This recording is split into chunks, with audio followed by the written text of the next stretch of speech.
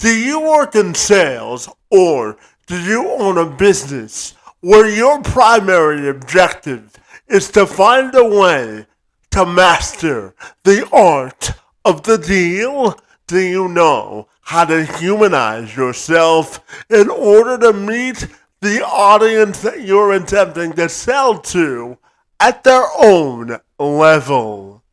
Do you know how to turn casual conversations into sustainable and long-lasting profits?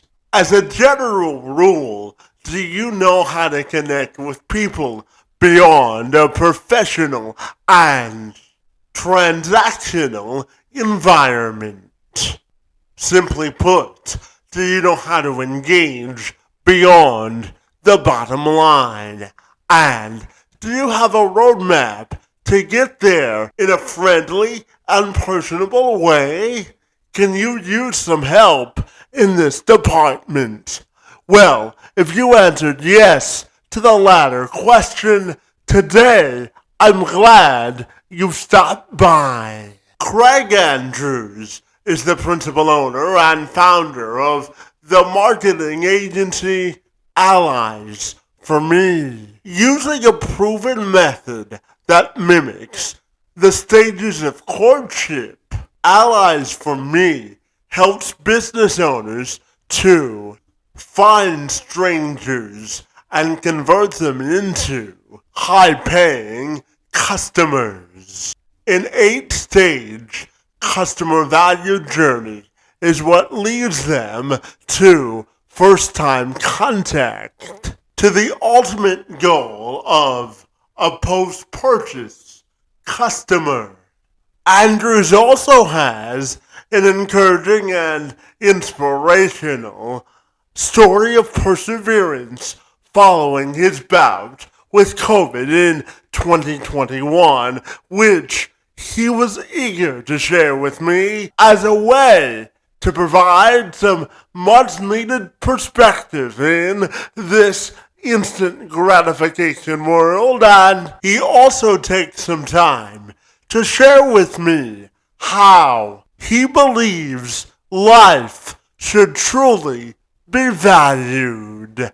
I'm Kevin McShann. Let's have this conversation.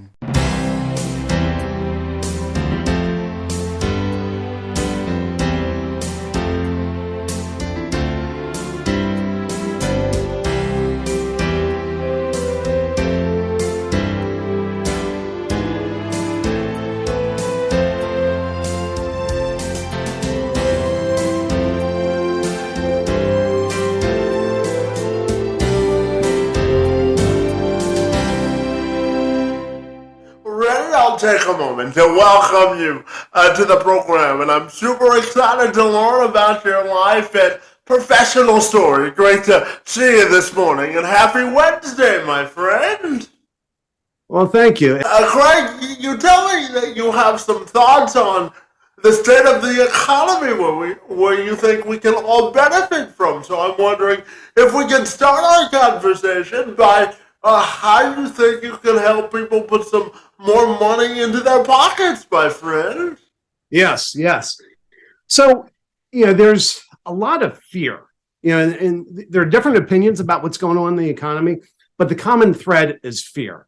And you see that's rippling through different ways you see it happening with a lot of the tech companies. Google, Facebook, and others have all laid off staff in recent times. And Silicon Valley Bank, of course, was big news here recently. And what happens is when people start doubting the economy, they start cutting back. And the reality is with each of those companies that I just mentioned, they have enough cash in the bank to pay all their employees well through however long this current economy will last. Typical recessions, 12 to 18 months.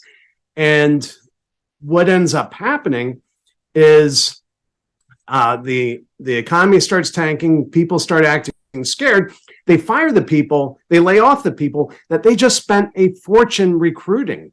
These companies in particular did that. And so then their suppliers start feeling the effects, and their suppliers start feeling the effects, and there's a ripple effect that goes through the economy, and everybody gets a little bit scared, and we see that turning up in the polling. Well, when people get scared, they revert to conservatism, that, not from a political ideology, but from a resource ideology. They start conserving their resources, and it's a lot harder to move somebody forward to actually make a purchase. Well, we specialize in high ticket sales, typically B2B, but sometimes it's B2C sales, where we drive, maybe it's a 5-figure purchase or a 6-figure or 7-figure. Well, when you're making that size of a purchase, people slow down and think about it a lot more. And so we have a way of speeding that up. And one way of thinking about it is, if you think about 5 stages of courtship, you have kind of an introduction, and then you have conversation. If conversation goes well, then you have coffee. Now, coffee, that's that little coffee date where you're de-risking everything. And, from what I understand, when the ladies show up at the coffee date, you each drive yourself there separately. And the ladies have a girlfriend that will call them in 15 minutes to see if they need a rescue. And I've asked a number of women, they're like, oh yeah, we absolutely do that.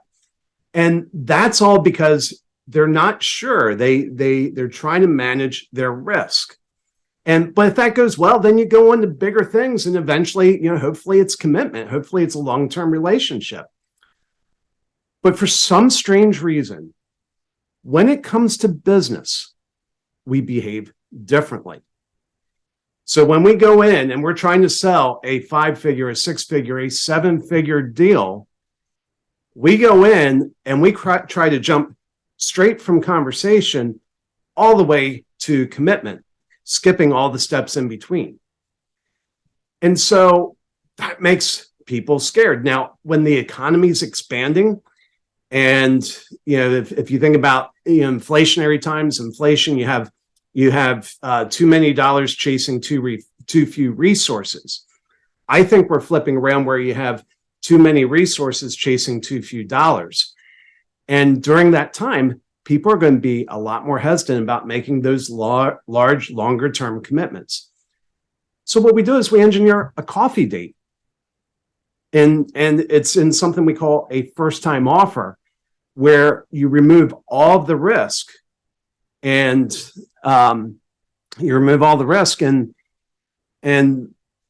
that if the coffee date goes well, then you move on to the larger dollar commitment.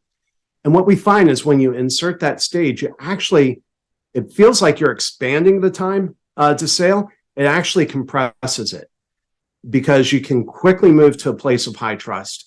And during that coffee date, during the delivery of that first time offer, that's your time to build exceptional trust with that prospect.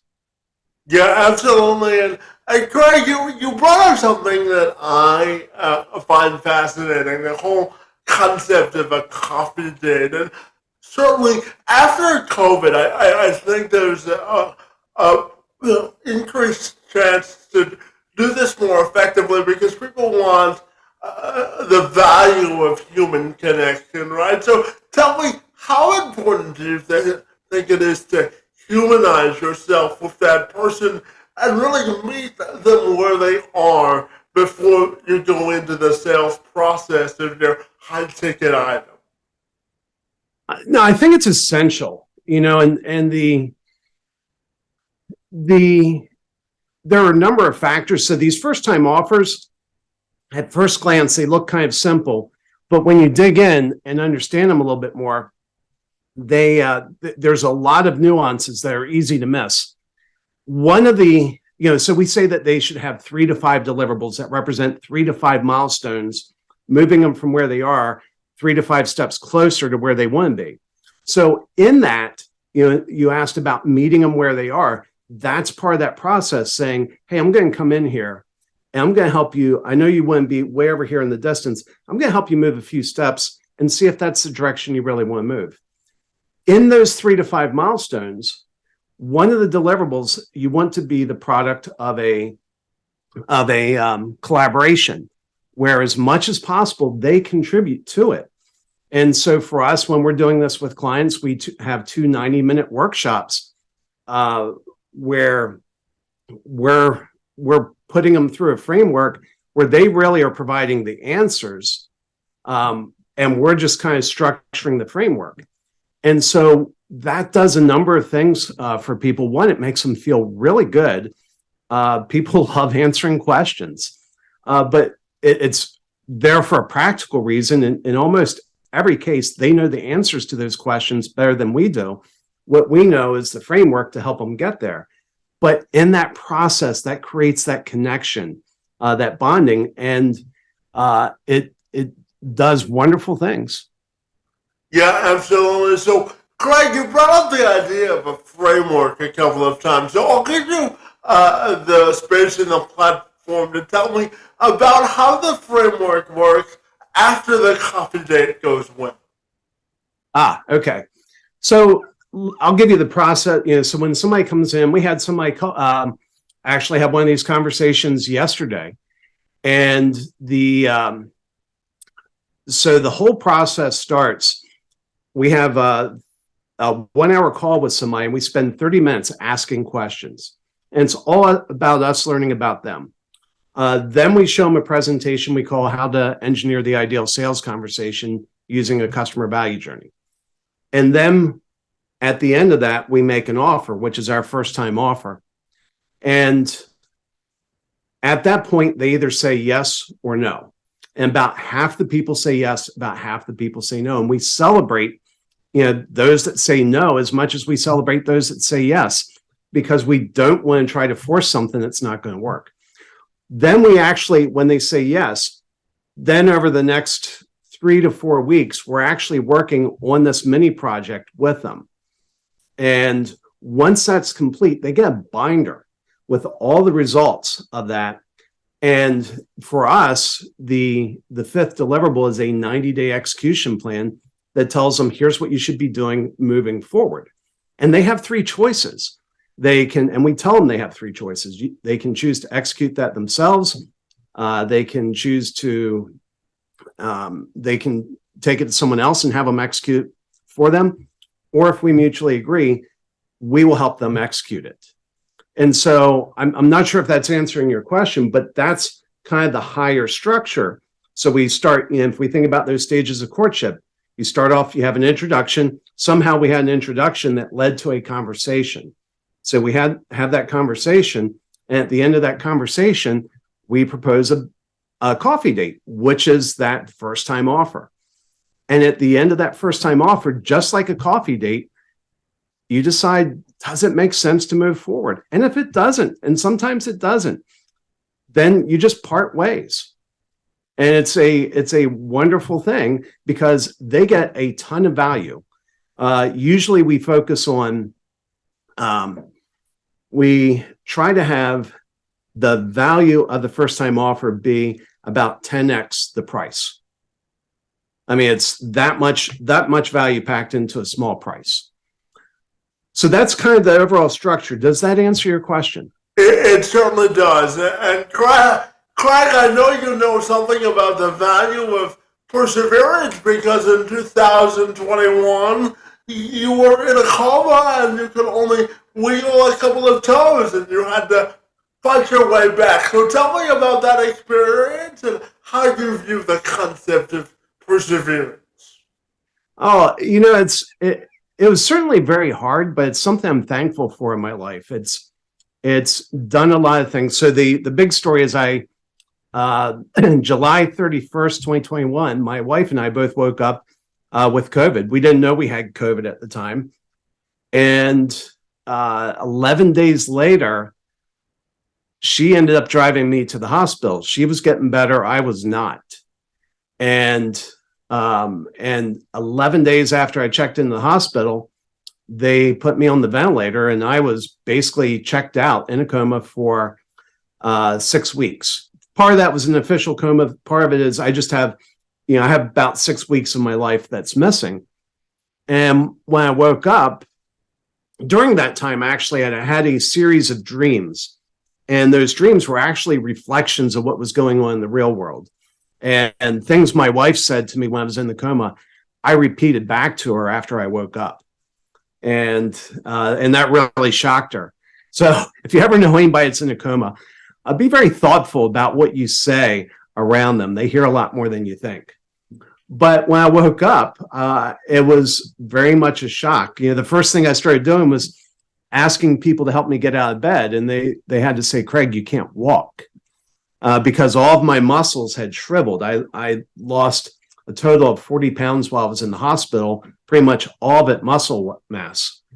And and like you said, I couldn't wiggle my fingers, or I could wiggle my fingers and toes, but that was about it. And so I had to start from scratch. And first thing I had to do was figure out how to sit up on the edge of the bed, and PT worked with me to do that. And that was really hard. And then I had to stand, and that was really hard. And then I had to learn how to walk, and that was really hard. And while I was doing this, I had diminished lung capacity. I still do, but my lungs were absolutely tiny at the time. And so even when I walked, I'd walk a few feet and I'd sit down, and it would sound like I just ran a mile. I would just, be gasping for air. And so when I eventually left the hospital after 3 months in a wheelchair, I could walk very, very short distances, and just bit by bit, had to rebuild strength, rebuild balance, number of skills. Monday was the 1-year anniversary of the first time I could shower and stand at the same time.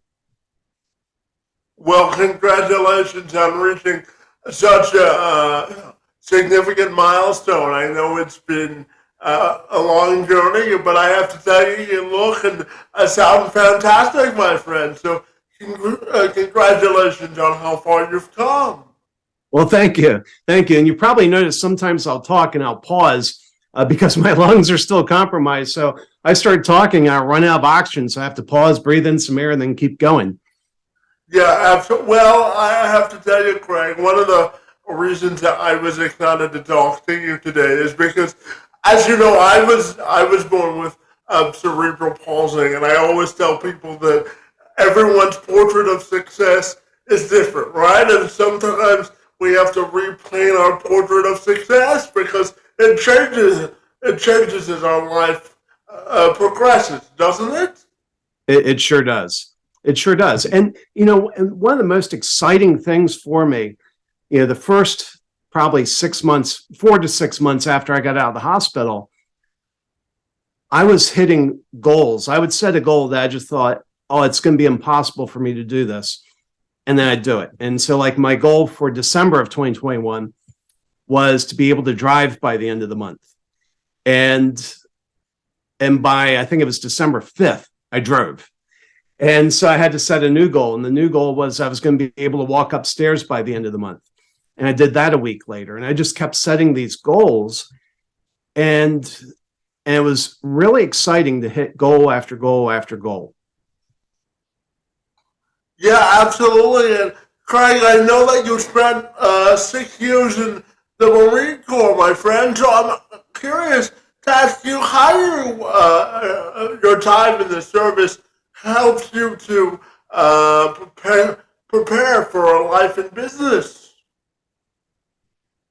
I think it gives a mental discipline.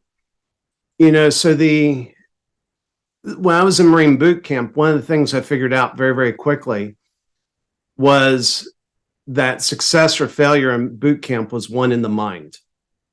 And it's about, they would have you do just all these incredible things, push you really hard physically, but what they were really doing was conditioning your mind. And I would say that has probably been one of the best things I got out of the Marine Corps, and it's helped me both in business and in my recovery, that it helps me discipline my mind, which helps me discipline my body and my actions to do different things. The other thing was the guys I knew in the Marine Corps, some of my favorite people on earth, just wonderful people. And I look at what made that environment. And, it's impossible to fully replicate in business, but there's a lot of principles that I've been able to bring into business. As I think I hear people talking about team building exercises, and I make the comment, I say, in 6 years in the Marine Corps, we never had a team building exercise. We never did a trust fall. We never did these things because it was a part of the culture. And it was so much a part of the culture that you didn't need to. And so one of the biggest insults you could make to another Marine would be to say, are you being some kind of individual? Now, that's easily misunderstood. That doesn't mean you have to be stripped of your unique identity. That's not what that statement's speaking to. What it's speaking to is, are you thinking about yourself, or are you thinking about the mission? And, for the Marine Corps, the mission always comes before the individual. And so the culture is one where individuals pull together, singularly focused on the mission. And when you start focusing on yourself versus the mission, that's when somebody will ask you, what are you, some kind of individual? And so I try to do that in my business, where we have an environment where people make mistakes. Everybody makes mistakes. I make mistakes, and we own our mistakes as much as we own our successes. But it's all about, okay, this mistake was made. Let's get back to the mission. Here's what we're trying to accomplish. How do we accomplish it? Yeah, absolutely. And Craig, I'm curious to ask you if you have any memorable stories from the Marine Corps that really influenced the person you are today. Wow. I do. Got to be careful with Marine Corps stories. Some of them get a little bit saucy. But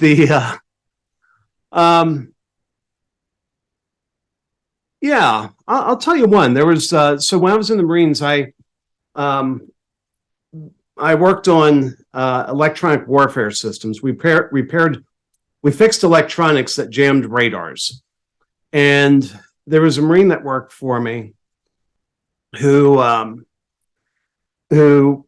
was just a bad technician. I mean, he was horrible. He couldn't fix anything. But he had a good heart. He had a good spirit. And in the Marine Corps, you can't exactly, put somebody on a 90-day performance improvement plan and fire them if it doesn't work out. They join the Marine Corps. They're there. It's your job to make them productive. And so I sat down with them one day and I said, okay, here's the deal. Any equipment that gets fixed is going to be fixed by you, not me. No matter how long it takes, you're going to be the one to fix it. I'm going to be here for answers, and I will, if you have questions, I'll answer your questions, but we've got to change this. You have to become productive. And so if that means we have to work nights and weekends, I'll be here with you, but we're going to do this until you're productive. And so I remember one night he was working on an issue, and he was struggling, and he asked me to come back and take a look. And I went back and he asked me a few questions and I answered his questions, and he kept working. And about 2 hours later, he came out and he was furious with me. And he said, "Did you know that circuit breaker was flipped?" I said, "Yes, I did." He said, "Did you flip it?" I said, "No, I didn't." And he said, "Why didn't you tell me?" I said, I've told you a lot of times there's this principle of you're not going to have your gazaltas until you have your gazintas. Basically check all of your inputs. You always have to check your inputs. If you don't have your outputs, go back and check your inputs. And I've told you that a lot.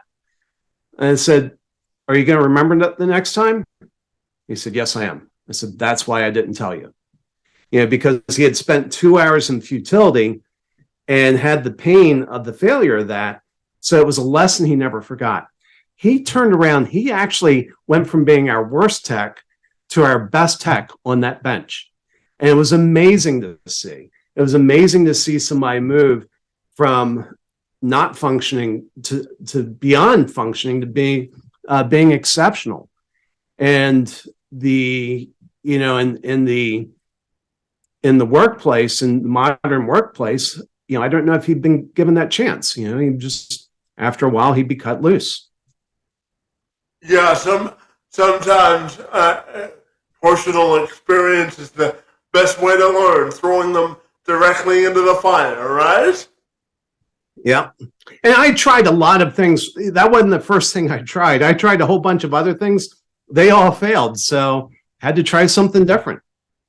Yeah, absolutely. And Craig, I know that you went to university in Japan and you got a degree in electrical engineering, and you also graduated from NC State. So tell me about your time in college. And I know during that time you discovered a love of marketing as well. So I'm wondering if you can tell me all about it.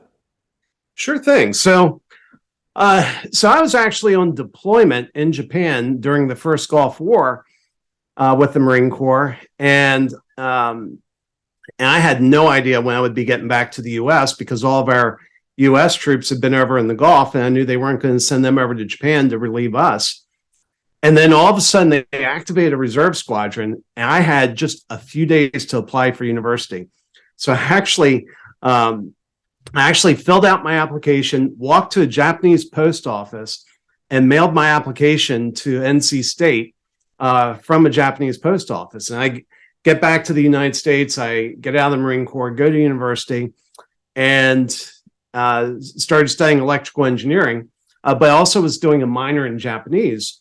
And so the university sent me over to Japan, over to Nagoya University for a summer for an immersive study in Japanese.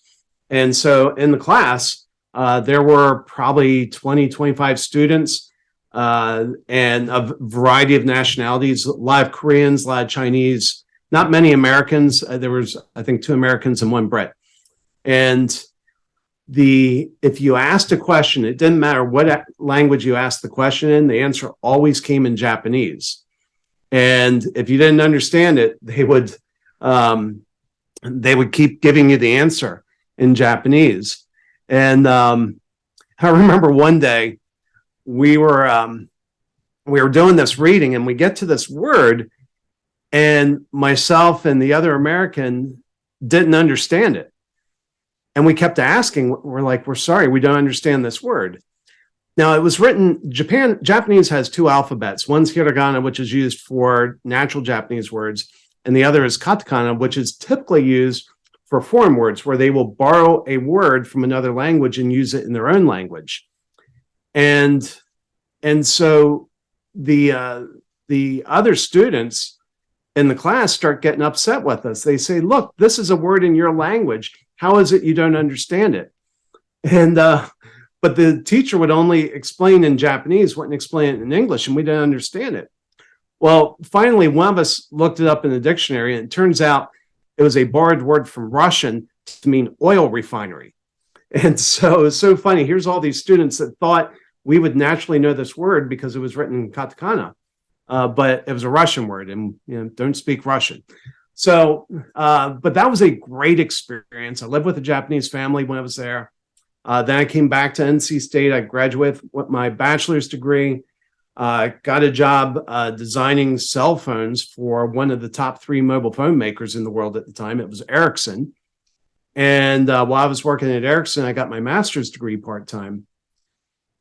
And what I'd always envisioned engineering was that you would go in, you would be creative, and you would design and create things. And the reality of it is that's very little of engineering. Engineering is not a creative enterprise. And I just noticed that I wasn't super happy doing. I mean, I had great jobs. I was doing well in my performance reviews, but I wasn't particularly happy. And so I dug into, I ran across a book called Do What You Like, or Do Who You Are. I forgot what it was. It's been years since I read it, but it was walking through the whole Myers-Briggs type indication to help you understand who you were. And I realized that almost all engineers are ISTJs. And I was not. I was, at the time, I scored as an INTJ. Now I score as an ENTJ. But the big difference is the sensor versus intuitor. And so most engineers that, are delighted with their job have a different personality type than I do.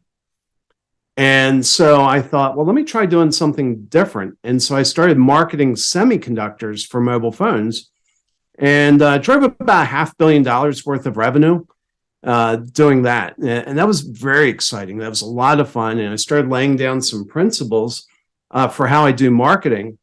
And it was funny. I didn't study them in textbooks. I looked at somebody who absolutely dominated the space, and I asked, what is it they're doing? It used to be Hewlett Packard, and they've changed names many times, but it was the test and measurement division of Hewlett Packard. They absolutely dominated the space. And I started asking, what is it that they do that makes them so good? And the answer ended up being not their specs. Their specs were acceptable. Their performance, what we call the data sheet, what went on the data sheet was acceptable, but it wasn't the best. What they did was they created bonds with engineers. And the way they created bonds with engineers is they gave engineers the things that were most meaningful to them. They gave them skills. They would do a lot of training. They educated engineers, and they gave them tools that made them better at what they did. And it had nothing to do with the specifications of the equipment they were selling. They were just catering to the need that engineers have to be exceptional at their work. And so when I started doing, I launched kind of a family of products around the concept of, okay, what do we need to do? And we had an exceptional product. It really was. But what are the other things? I'm not going to sell on that. I'm going to sell on these other things. I'm going to create these other bonds to make it really hard for people to choose our competitor. And when I did that, we had great success. We actually, we hired one of our competitors' salespeople, and I asked him, I said, why did you come over here? And he said, I haven't been able to sell anything for 2 years. So our marketing effort was so effective, it knocked him out for 2 years. And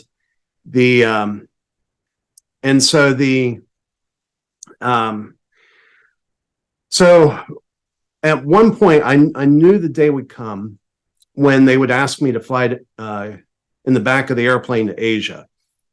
So I'd fly to Asia 4 or 5 times a year. I was always business class, always stay in nice hotels. And I was looking at where the margins were going. And I knew one day they're going to ask me to fly in the back of the plane. And I'm not going to do that. I'm not going to go to Asia 4 or 5 times a year flying coach. And sure enough, that day came. And that's when I decided to come out and do more broad marketing for a variety of companies. And it's been educational because it's a much different world. And it's taken a lot more learning for me to figure out how to do that. But, I think I mentioned earlier, we typically work with clients who have high dollar product or services.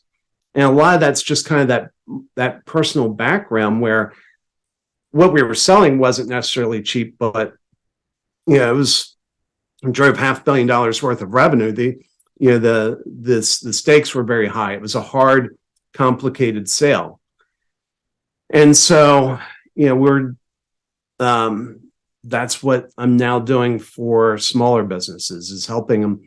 If they have something that's high dollar or complicated, we have a really cool formula that helps them sell it. Yeah, absolutely. Sometimes, there's a sign in my office, Craig, that says the day that you stop learning is the day that you die, buddy, because I truly believe that life is a constant game of learning, isn't it? It sure is. Yeah.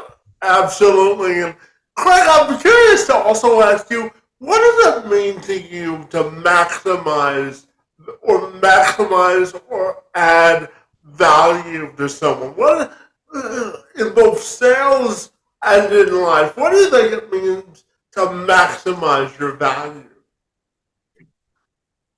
Probably this most concise thing I could say is you have to be able to give without expectation of getting. And when we structure our first time offers, one of the things that I run into, one of the objections I run into when talking to a new client is they say, wow, we're giving away a lot and not charging a lot for it. And I say, yeah, that's because you're trying to serve them. And when we put one together, we have to kind of sneak in the back door of their mind, because people who have businesses are so focused on selling that when they approach a first time offer, they approach it as a gimmick to be able to sell. And so what we do is we go into the back door and we try to figure out, what are the top pains somebody is having. Let's say, what are the top pains that your ideal prospect has? And if you get the pains wrong, it will fail. That's the unforgivable sin. Then we take those pains and we construct a problem statement that would sound like a statement that person would make. And then we ask them, if a friend came to you and made this problem statement and you knew they would never be a customer of yours, but for some reason you decide to devote 5 hours of your life to helping them get a little bit further down the road, what would you do in those 5 hours? And that's how we start framing it out. It's about giving without expectation of getting in return. And it's a very open-handed, you're giving them a ton of value, but you're doing it from a perspective of helping. And so you asked about business and personal. I can tell you that that's crossed into my personal life as well. On a number of occasions, I've had friends who have asked me, they're facing some problem. And when they asked me what to do, the best answer I could give them was either to buy one of my clients' first-time offers or one of my first-time offers. And I'll give you an idea how serious I am about this. So we talked earlier about how I was in the hospital with COVID. Well, 3 days before they put me on the ventilator, I got an email from a lifetime mentor, a guy named Mike Smith. Mike and Brenda, very, very important people in my life. They've influenced my life more than anybody else other than my parents. And their daughter, I got an email from Mike. I was in the hospital 3 days before I went on the ventilator. Their daughter, Kristen, died of COVID. She was on the ventilator. And I wake up about 6 weeks later, and a little bit more time passes, and I start hearing from Kristen's brother, who's Mike and Brenda's son. He goes by Michael. And Michael said, I need some help with marketing. And I said, well, I'm taking the rest of the year off. I can't work yet. Come back later. And I was secretly kind of hoping he would go away because I just didn't want to muddle that relationship. He came back another time. I said, I'm still not working, come back later. And he came back a third time, and I was like, okay, well, let's jump on a call. And I listened to him, and I knew almost immediately that he couldn't afford our fees. But he had this marketing problem, and I wanted to help him. And so I told him, I said, you know what, we have this little mini project, our first time offer. I said, I think this is what you need to do. And so we sold it to him, and now he has a playbook of what he needs to do, a marketing plan to help market his business. And to this day, I can look his father in the eye and say, I took care of your son. Well, that must be a powerful testimony, not only for your business acumen, but your personal ability to create lasting friendships, right? Yeah. Absolutely. And Craig, do you think that adding value to a customer is the fastest way to strengthen customer loyalty and to create repeat business as well? Absolutely. And I started noticing some my years ago. Every time I saw him, I wanted to give him money. I felt like I wanted to give him money. And he was somebody else I studied. And I thought, how does he do that? And the answer is he's just continually adding value. And it creates incredible loyalty. And there's a similar story. There's a similar story about the one of the major movie studio founders. He used to spend, I think, the first hour of his day every day.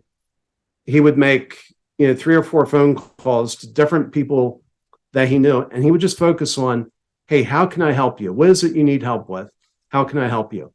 And that was just what he did as part of his everyday. And the end result of that was he built a massive studio, and very, very successful. Another example of that, everybody knows the name, but I don't know if everybody connects the dots. There's this thing called the Michelin Guide. It rates restaurants and hotels. And as a chef, being featured in the Michelin Guide is a huge accomplishment. And so, but few people ask, why is the Michelin Guide named after a tire company? And so it goes back to 1900. The Michelin brothers were trying to figure out how to sell more tires. And at that time, the people who owned cars were very wealthy people who had drivers, had chauffeurs. And so the Michelin brothers decided that they would go around the French countryside and they would rate restaurants and inns, and they would publish it in a guide, and they would give these guides away for free to the chauffeurs. And what it did was it added value for the chauffeurs, because the chauffeurs could go to their boss and say, hey, I've noticed there's a very nice inn in Deauville and a few nice restaurants. Would you like to go up there for the weekend and experience, these restaurants? And their boss would say, sure. And so it made the chauffeur look good in front of his boss, and helped, Michelin brothers added value to the chauffeur, so the chauffeur could add value to his boss. And what, of course, would happen is they would leave Paris, drive up to Deauville, and tires would wear out, and they drive back and tires would wear out. And when the chauffeur realized they needed new tires for the car, he just would go back to the Michelin brothers to buy tires. Well, repeat business is the best business you can get for sure.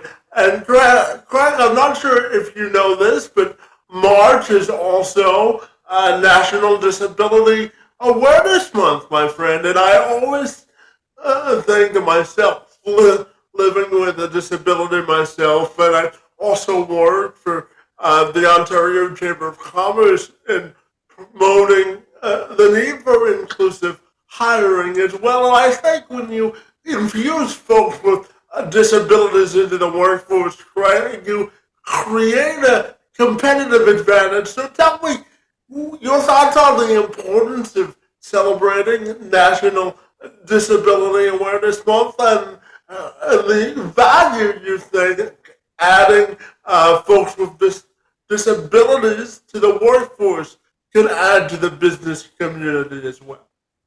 Oh, absolutely. Absolutely. And, when you bring that up, there's something that hit me. I'd never seen it before until I was in a wheelchair myself. And it just shocked me how hard it is to get into a bathroom. When I first got out of the hospital and I would have to get into a bathroom, and it's funny when I tell people who have never been in a wheelchair, they say, well, don't they have a handicap stall in the bathroom? I said, that's not the problem. It's getting through the door. You have this door fighting you, trying to keep you out. And I felt like Don Quixote, trying to charge the door to win the battle over the doors just so I could get in the bathroom to go in it. And it's a perspective that I think so many people miss. And it's, and I that's one of the reasons I'm thankful for that experience, is it's given me insights into a world that I just never understood. Yeah, absolutely. And Craig, as you know, March is also Women's History Month. So I'm curious about your perspective on celebrating the contributions of women and some of the most important women in your life as well. Well, certainly the most important woman in my life is my wife. And I can tell you, she, without a doubt, she is one of the reasons I'm alive today to talk to you.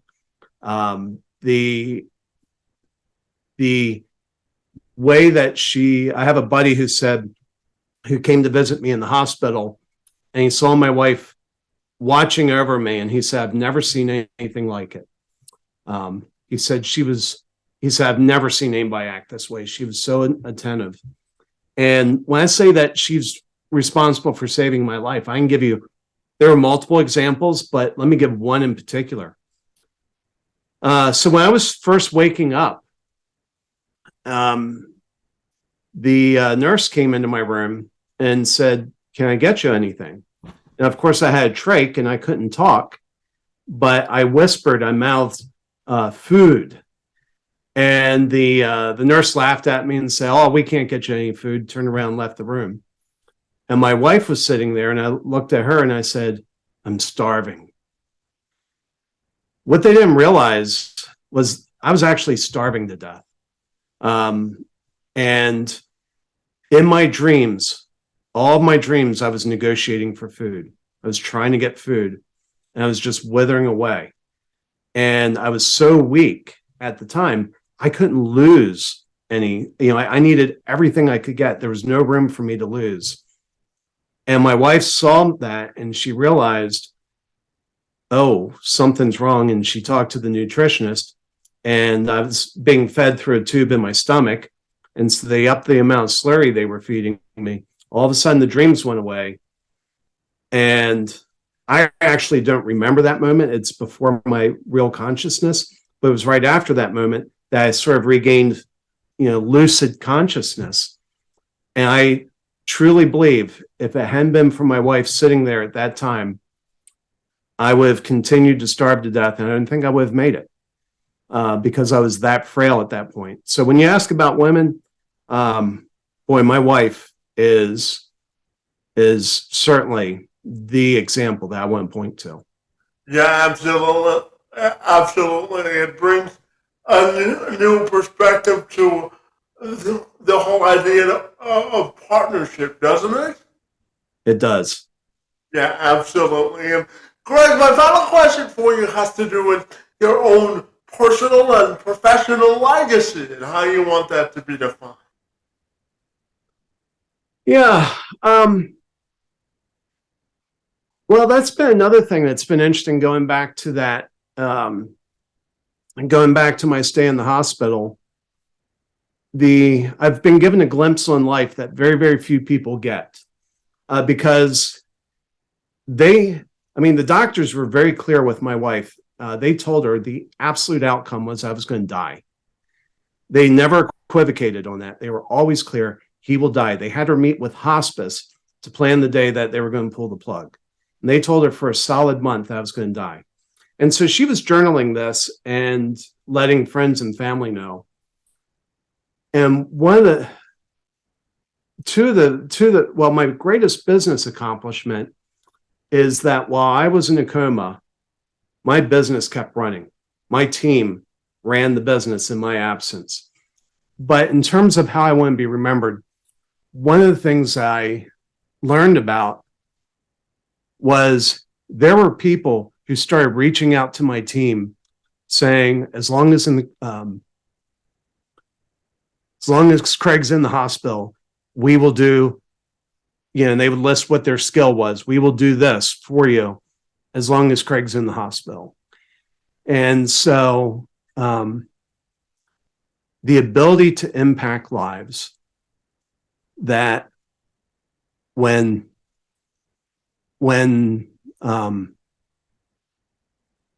everybody thought I was going to die, they cared. Yeah, absolutely. And I want to thank you for sharing that vulnerable and most inspiring a piece of your journey in life with me today, buddy. Your work in the space of business development and sales, and your own personal story is certainly inspiring and motivating for all of us to sort of maximize our own ability to make a difference. So if people want to get connected with you, what's the best way they can do that, my friend?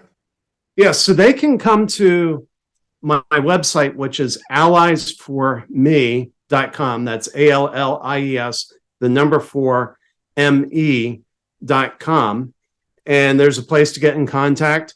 But we also made a special link just for your audience that if they go to alliesforme.com/Kevin McShann, they will they'll get some free tools and some free resources. So I talked about first-time offers.